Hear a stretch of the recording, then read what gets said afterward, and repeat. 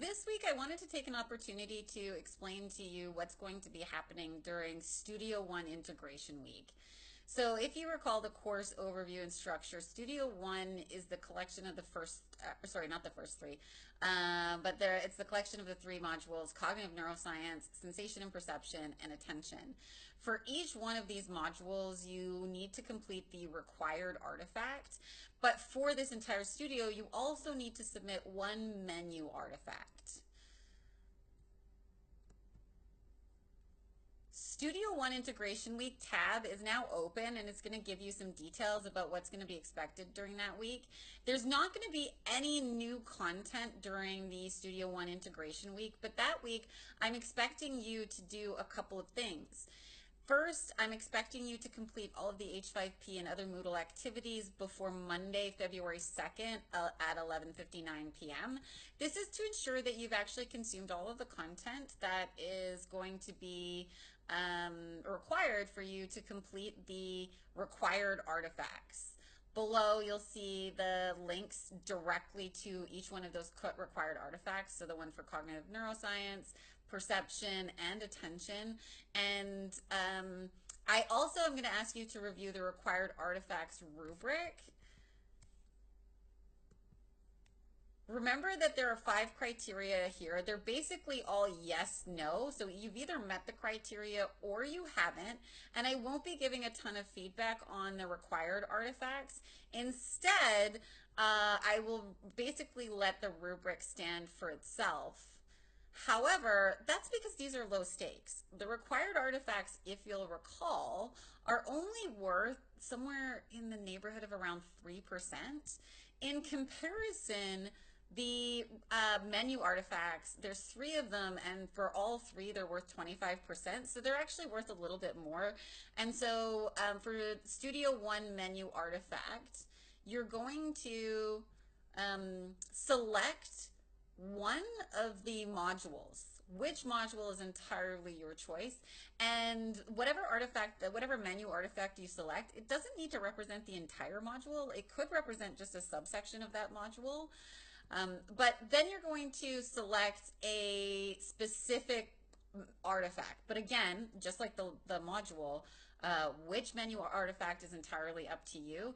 Each one of the menu artifacts is part of this drop-down menu. You can see a longer description of what I'm expecting here.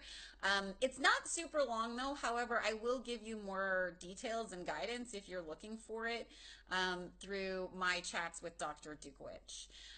So you've got an option. You've got a lot of options here. You can create a quiz, an answer key, create a mind map, do a research snapshot, do a media analysis, create an analysis table, or create a comparison infographic.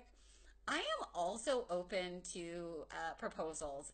If there is some format that you want to use and you don't see it listed here, I am happy to entertain that request. One thing that I want you to keep in mind is the rubric.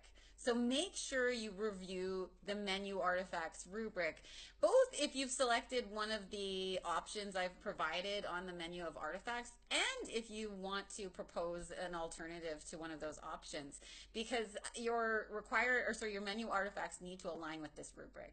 Because these assessments are higher stakes, I am giving you a more developed rubric, and it's got 5 criteria: so conceptual accuracy and focus, depth of thinking, use of evidence or examples, communication and organization, and intentional use of menu format. I am going to really actually just pull your attention to the criteria 1.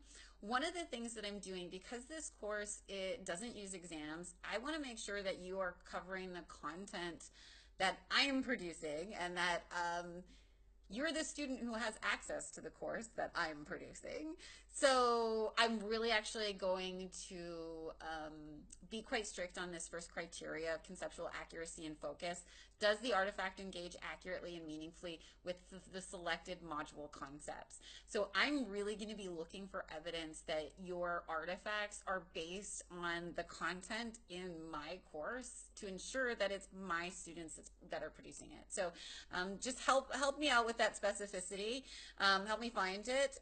Criterion 2, depth of thinking. So I'm really looking for synthesis, comparison, explanation, novel insights.